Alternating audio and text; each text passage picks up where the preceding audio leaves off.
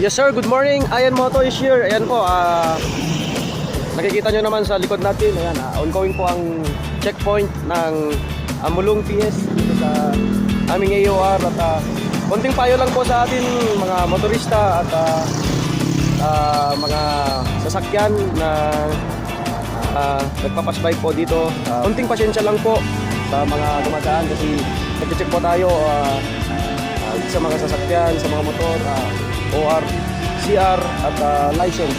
Dapat hindi po expire yung mga OR at saka driver's license natin pag pasbay natin dito sa checkpoint. Ayan, katulad ngayon, nakikita nyo naman, ayan, pinapara yung mga motor, mga sasakyan, pinapara through visual check yung loob, kung may laman o wala. Ayan, yan yung mga tropa.